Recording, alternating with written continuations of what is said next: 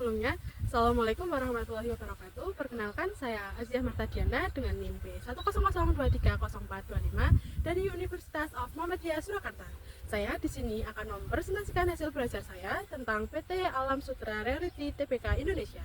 Yang pertama yang akan saya bahas yaitu profil perusahaan Alam Sutera Realty Tbk Asri adalah perusahaan pengembangan properti terintegrasi di Indonesia yang berdiri pada tanggal 3 November 1993. Proyek utamanya adalah Alam Sutera, didirikan pada tahun 1994 di Serpong, di Tangerang Selatan, dan di Pinang.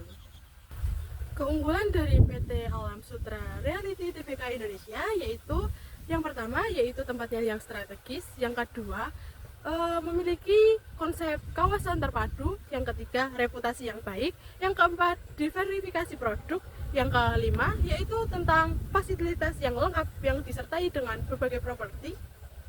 Mungkin itu keunggulan yang dimiliki oleh PT Alam Sutera Realty Tbk Indonesia. Yang ketiga yang saya bahas yaitu analisis rasio keuangan PT Alam Sutera Realty Tbk Asri. Yang pertama, rasio keuangan PT Alam Sutera Realty Tbk Asri sebesar 4,92% pada tahun 2022 menunjukkan laba bersih sebesar 4,92%, menandakan bahwa perusahaan mampu mendapatkan laba bersih yang besar dari tahun sebelumnya. Yang kedua, yaitu rasio ROE PT Alam Sutera Realty Tbk sebesar 10,32 yang menunjukkan bahwa perusahaan mampu meningkatkan probabilitas. Yang ketiga, rasio DRPT Alam Sutera Realty Tbk menunjukkan sebesar 109,52%.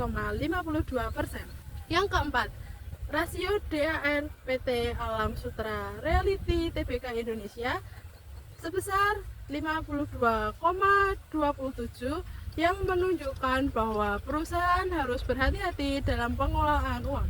Yang kelima, rasio lancar PT Alam Sutera Realty Tbk Indonesia sebesar 98% yang menunjukkan bahwa perusahaan mampu melunasi hutang jangka pendek.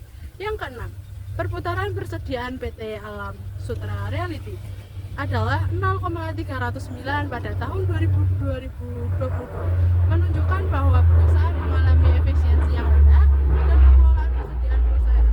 Yang ketujuh, yang terakhir ya guys, rasio perputaran modal PT Alam Sutera Realty Tbk Asri sebesar 0,241 di tahun 2022 menunjukkan bahwa perusahaan perlu meningkatkan efisiensi dikarenakan likuiditas yang rendah yang berakibat fatal bagi perusahaan jika tidak ada peningkatan efisiensi. Yang terakhir yang saya bahas yaitu kesimpulan dari rasio keuangan PT Alam Sutera Realty Tbk Indonesia. Pada tahun 2022, PT Alam Sutera Realty Tbk Indonesia menunjukkan performa keuangan yang signifikan. Laba bersih perusahaan melonjak sebesar 645%, mencapai 1,8 triliun dibandingkan dengan 145,69 miliar pada tahun 2021. Yang selanjutnya, pendapatan juga mengalami peningkatan 57,8% mencapai 4,9 triliun, terutama didorong oleh signifikan real exchange yang menyumbangkan pendapatan terbesar sekitar 3,84 triliun.